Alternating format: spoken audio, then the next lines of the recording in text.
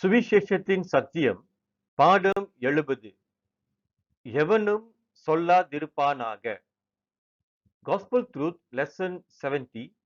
Let no man say. யாக்கோபு 1ஆம் அதிகாரம் வசனங்கள் 2-3 வாசிக்கும் பொழுது 2 விதமான சோதனைகளை குறித்து இங்கு நமக்கு வெளிப்படுத்தப்பட்டிருக்கிறது. முதல் சோதனையானது பிசாசானவனால் உண்டாக்கப்படுகின்ற பலவிதமான சோதனையாக இருப்பதை நாம் இங்கு அறியலாம். இந்த சோதனை மூலியமாக நாம் பாவத்தில் விழும்படியாக, நாம் தேவனுடைய சித்தத்தை செயல்படுத்தாதபடியாக, தேவனை விட்டு பிரியும்படியாக இந்த சோதனையில் நாம் அகப்படுவதில் அவன் திட்டமிட்டு கொண்டிருக்கிறான். வசனம் 3. உங்கள் விசுவாசத்தின் பரீட்சையானது பொறுமையை உண்டாக்கும் என்று அறிந்து அதை மிகுந்த சந்தோஷமாக எண்ணுங்கள். இந்த 2வது பகுதியை பார்க்கும் பொழுது தேவன் நம்முடைய விசுவாசத்தை சோதிக்கின்ற தேவனாக இருக்கிறார். ஆனால் இந்த சோதனையானது நன்மை அல்லது பொறுமையை நமக்கு உண்டு பண்ணும் என்கின்ற சந்தோஷமான காரியங்களை அவர் நமக்கு வாக்குத்தத்தம் பண்ணுகிறார். சுருக்கமாக சொல்ல போனால், பிசாசானவனால் கொண்டு வருகிற சோதனையானது தீமையானவைகளை அது வெளிப்படுத்துகிறது, பொல்லாங்கினைகளை அது வெளிப்படுத்துகிறது. ஆனால் தேவனுடைய சோதனையானது நமக்கு நன்மை உண்டாகும்படியாக, நாம் விசுவாசத்திலே ஸ்திரப்படும்படியாக, அந்த சோதனைக்கு பிறகு நாம் வெற்றி கொடி பிடிக்கும்படியாக, நாம் ஆசீர்வதிக்கப்படும்படியாக அவர் செயல்படுகிறார்.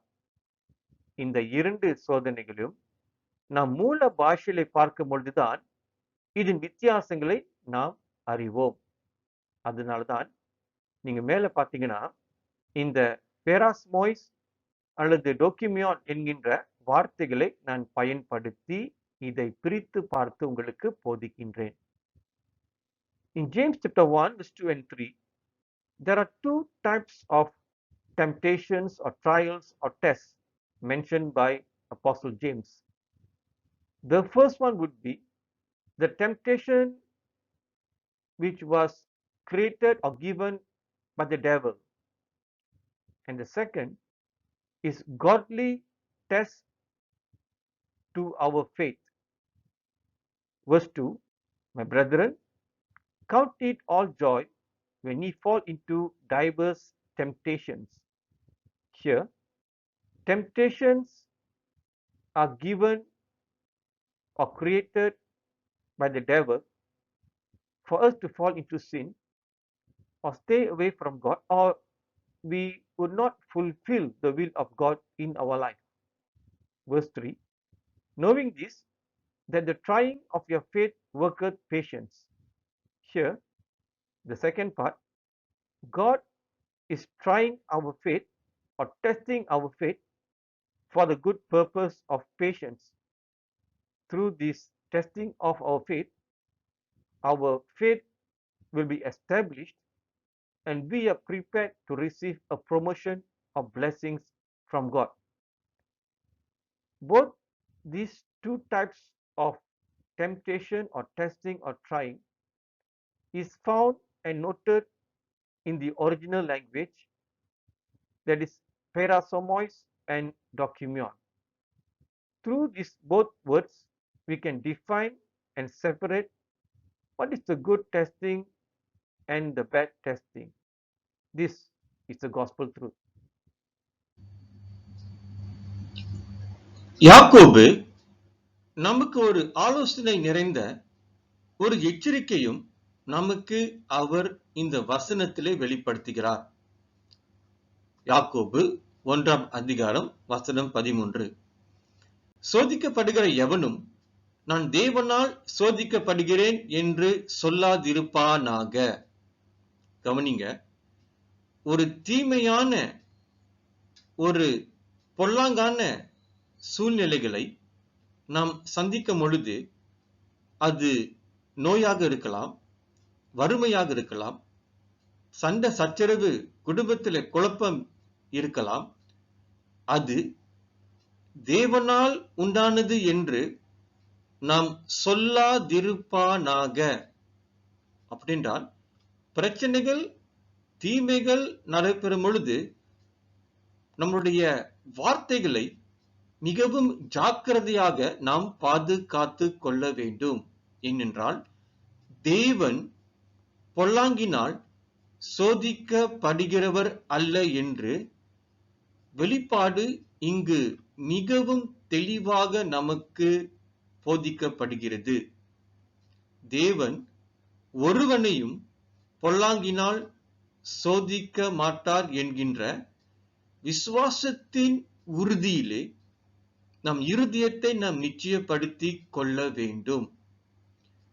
இன்றைக்கு நாம் எதிர்நோக்கின்ற பிரச்சனைகள், நமக்கு எதிராய் வருகின்ற சூழ்நிலைகள், அது தீமையாக இருந்தால், அது பொல்லாங்கால் இருந்தால், அது ஒருபோதும் தேவன் இடத்தில் இருந்து வருவதில்லை என்கின்ற விசுவாசத்தின் நம்பிக்கையில் நம் விசுவாசத்தின் அறிக்கையை நாம் ஜாக்கிரதையாக பாதுகாத்து கொள்ள வேண்டும்.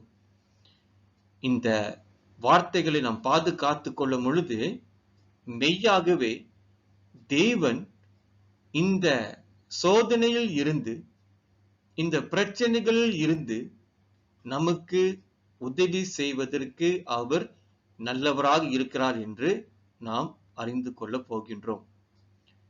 In James chapter 1 verse 13, James is advising and also warning us as believers that we should not say that God is tempting us with evil.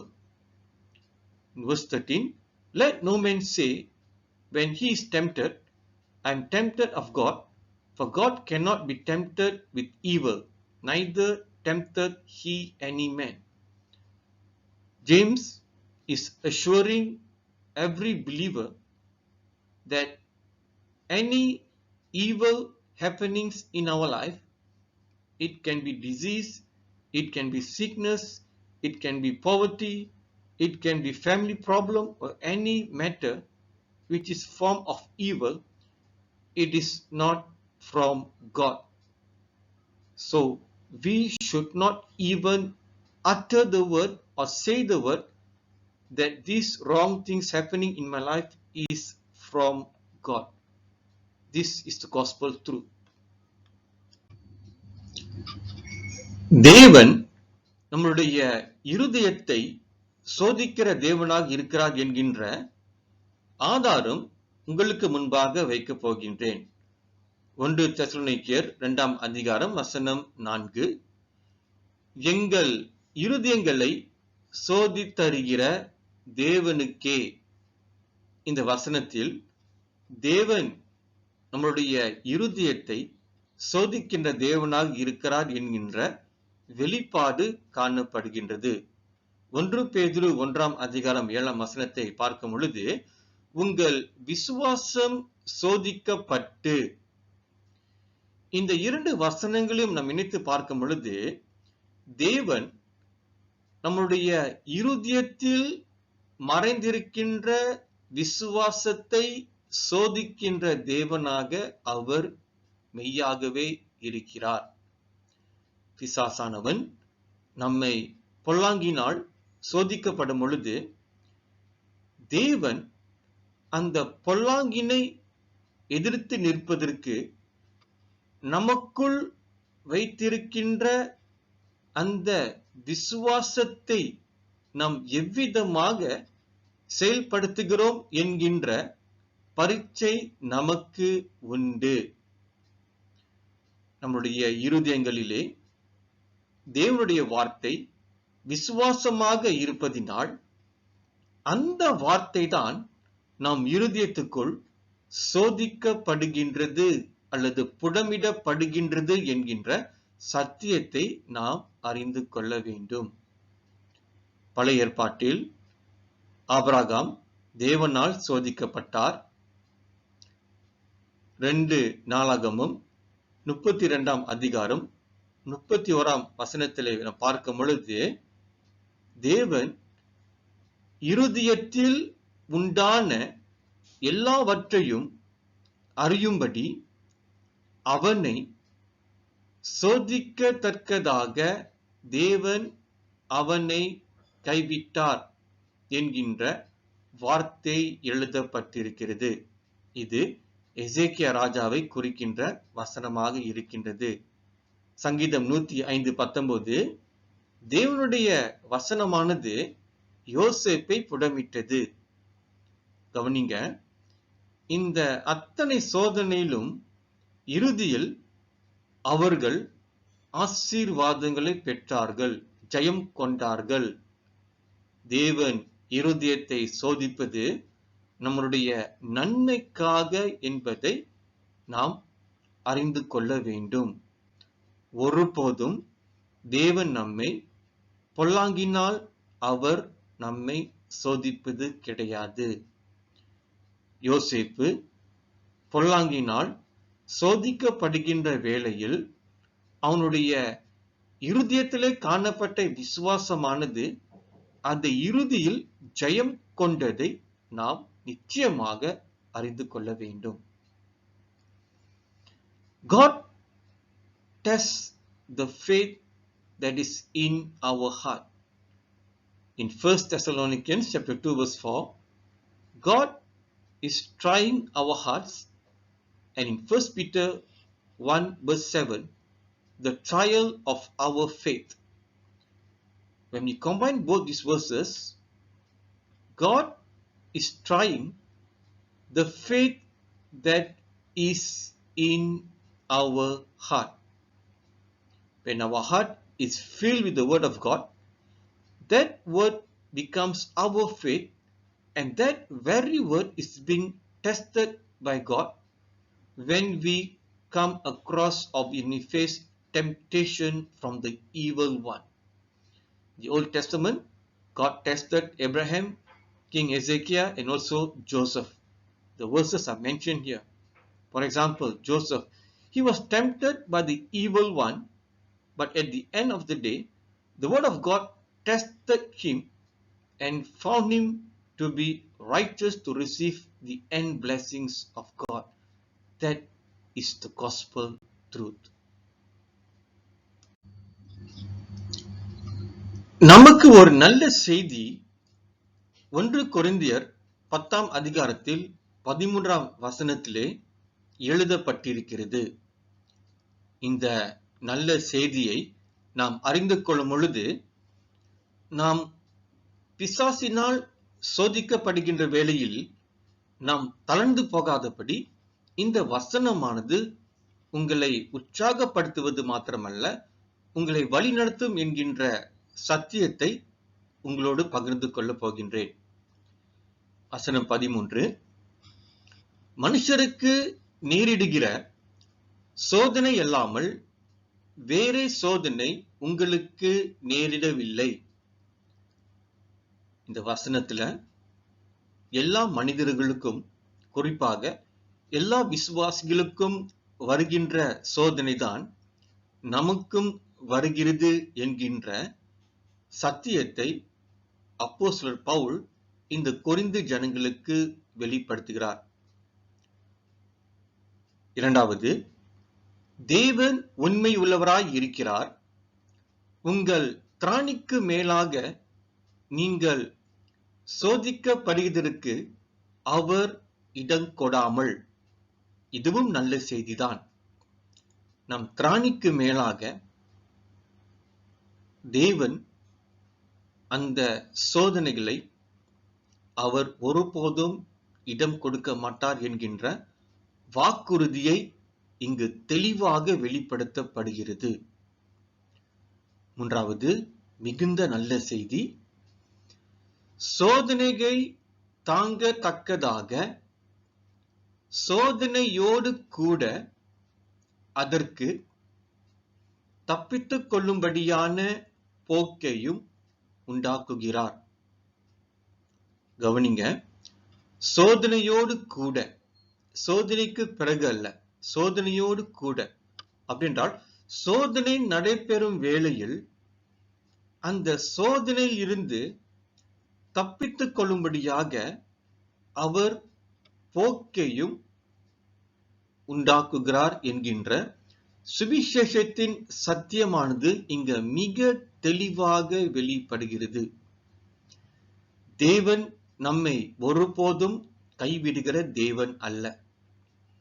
வசனத்தை மறுபடியும் பார்க்கும் பொழுது, பிசாசானவனால் பொல்லாங்கி நிமித்தமாக நாம் சோதிக்கப்படுகின்ற வேளையில் அந்த சோதனையானது நம் திராணிக்கு மேலாக சோதிக்கப்படாதபடிக்கு அந்த சோதனையின் மத்தியில் அந்த சோதனையோடு கூட தேவன் அந்த சோதனை விட்டு தப்பித்துக் கொள்ளும்படியாக போக்கையும் உண்டாக்குகிறார். அது எந்த போக்கு, அது எந்த வழி என்கின்ற சத்தியத்தை அடுத்த ஸ்லைட்ல நம்ம கற்றுக்கொள்ள போகின்றோம். There is a good news for all of us in 1 Corinthians chapter 10 verse 13. There hath no temptation taken you but such as is common to men. Paul is emphasizing to all believers that whatever temptation every believer is facing is common to all believers. It's nothing new under the sun. Secondly, but God is faithful, who will not suffer you to be tempted above that ye are able. Here, it clearly defines that we are able to bear the temptation by the evil one, because God will not allow us to be tempted beyond our ability. That is a good news. Thirdly, even better news, but will with the temptation also make a way to escape, that ye may be able to bear it. Here we see, with the temptation, not after the temptation, God will make a way to escape. What is the way? We're going to discover in the next slide. This is the gospel truth. இயேசு கிறிஸ்துவும் பிசாசினால் சோதிக்கப்பட்டதை நாம் அனைவரும் அறிந்திருக்கின்றோம். வனாந்தரத்தில் 40 நாள் இயேசு கிறிஸ்து உபவாசித்து இருக்கும் பொழுது பிசாசானவன் இயேசுவை சோதித்தார் என்கின்ற சத்தியத்தை நாம் அனைவரும் அறிந்திருக்கின்றோம். இறுதியில் இயேசு அந்த சோதனையில் வென்றார் அல்லது ஜெயம் கொண்டார் என்கின்ற சத்தியத்தையும் நாம் எல்லோரும் அறிந்திருக்கின்றோம். எவ்விதமாக இயேசு ஜெயம் கொண்டார்? இயேசு தேவன் அவருக்கு வெளிப்படுத்தின அந்த எழுதப்பட்ட வார்த்தைகளை கொண்டு பிசாசோடு அவர் போராடி ஜெயம் கொண்டார் என்கின்ற சுவிசேஷத்தின் சத்தியத்தை நாம் நன்றாக அறிந்து கொள்ள வேண்டும். இயேசு தேவனுடைய வார்த்தைகளை நன்றாக அறிந்து அதன் அர்த்தங்களை உணர்ந்து அதன் வார்த்தைகளின் வல்லமையை தெரிந்து கொண்டு பிசாசானவன் சோதிக்கப்படுகின்ற வண்ணத்திலே அவரும் அதே வண்ணத்தோடு அந்த வார்த்தைகளை பயன்படுத்தி ஜெயம் கொண்டார். நாமும் தேவனுடைய வார்த்தைகளை நன்றாக அறிந்து தெரிந்து புரிந்து உணர்ந்து அது இருதயத்திலே நாம் நிலைத்து நிற்கும் பொழுது, சூழ்நிலையை நாம் சந்திக்கும் பொழுது, சோதனைகளை சந்திக்கும் பொழுது ஏற்ற வார்த்தைகள் நம்முடைய இருதயத்திலிருந்து புறப்பட்டு அந்த வார்த்தையே நமக்கு வழிகாட்டியாக இருக்கும். காட்டின வழியிலே நாம் செல்வதற்கும் அது மிக பிரயோஜனமாக இருக்கும் என்கின்ற சுவிசேஷத்தின் சத்தியத்தை நாம் ஏற்றுக்கொள்ள வேண்டும். Jesus was tempted in the wilderness for 40 days. Jesus overcame the temptation by the word of God. As Jesus was tempted, we are also tempted in this world, and we are able to overcome when we have the word of God in our hearts, and at the appropriate time the word of God will quicken in our hearts to face the temptation, the challenges of our life. This is the gospel truth. Thank you for watching and listening. Please like, subscribe and share. Thank you.